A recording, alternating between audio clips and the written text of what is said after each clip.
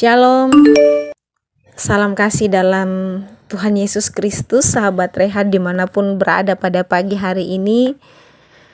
Selamat berjumpa melalui Renungan Harian Toraya hari Selasa, tanggal 6 September tahun 2022. Kita akan merenungkan, membaca firman Tuhan. Mari kita sejenak tunduk kepala dan kita berdoa kepada Tuhan. Kita berdoa. Betapa baiknya Engkau Tuhan di sepanjang kehidupan kami. Pertolongan-Mu tidak pernah lepas dari kehidupan kami. Sungguh nyata di pagi hari ini Tuhan menyatakan pengasihan-Mu. Engkau menyertai kami dari semalam lamanya hingga di pagi hari ini. Hari ini kami boleh menikmati hari yang baru, itu semua karena pertolongan-Mu.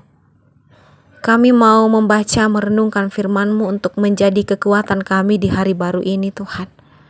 Kami mohon Tuhan bersama-sama dengan kami dan Roh Kudus-Mu terus bekerja di dalam hati dan pikiran kami, supaya firman-Mu ini Tuhan boleh mengambil tempat yang terbaik di dalam hati kami. Kami sudah siap mendengarkan di dalam nama Tuhan Yesus. Amin. Pembacaan kita di pagi hari ini yaitu dari kitab Yeremia pasal 19 ayat 1 hingga ayatnya yang ke-15.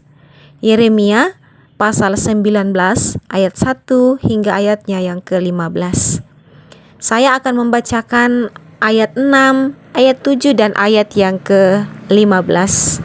Firman Tuhan, sebab itu sesungguhnya waktunya akan datang, demikian firman Tuhan, bahwa tempat ini tidak akan disebut lagi Tofet dan lembah Ben Hinnom, melainkan lembah pembunuhan. Aku akan menggagalkan rancangan Yehuda dan Yerusalem di tempat ini, dan aku akan membuat mereka rebah oleh pedang di depan musuh mereka dan oleh tangan orang-orang yang ingin mencabut nyawa mereka. Aku akan membiarkan mayat-mayat mereka dimakan oleh burung-burung di udara dan oleh binatang-binatang di bumi. Beginilah firman Tuhan semesta alam, Allah Israel. Sesungguhnya aku akan mendatangkan ke atas kota ini dan ke atas segala kota sekitarnya seluruh malapetaka yang telah kukatakan akan menimpa mereka. Sebab mereka berkeras kepala dan tidak mendengarkan perkataan-perkataanku. Saudara, tema perenungan kita di pagi hari ini yaitu dengarlah yang patut didengar. Saudara-saudara yang dikasihi oleh Tuhan, bayangkanlah bagaimana sulitnya hidup kalau tidak tahu harus kemana dan bagaimana. Lebih mudah seekor kuda berjalan ke suatu tempat yang baru sama sekali daripada seorang muda yang hendak pergi ke tempat yang tentangnya ia belum pernah mendengar apapun. Kalau kuda bergerak dengan naluri, tetapi manusia bergerak dalam kesadaran dan tanggung jawab memenuhi panggilan hidupnya.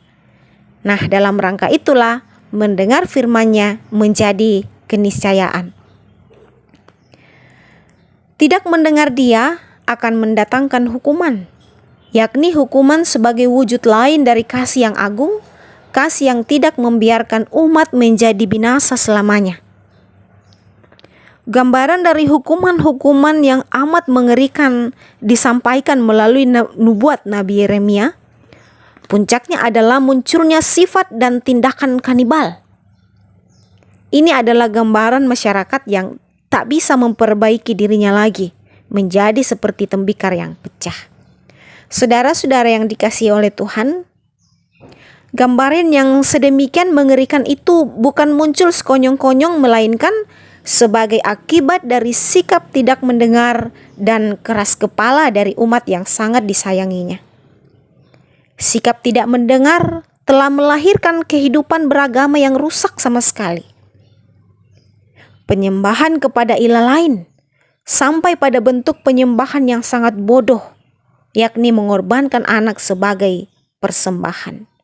Saudara, hidup tidaklah mungkin tanpa mendengar firman Tuhan. Seperti dalam satu semboyan reformasi, sola scriptura. Selalu terbuka dan sedia mendengarkannya akan membawa kita terus bertumbuh dalam hidup yang semakin berkenan kepadanya. Secara praktis, itulah jalan benar dan sejati untuk membangun pribadi dan hidup bermasyarakat yang memuliakan Tuhan. Saudara-saudara, mari kita berdoa. Bapa di dalam surga, kami mengucap syukur Tuhan atas firman yang sudah kami dengarkan di pagi hari ini.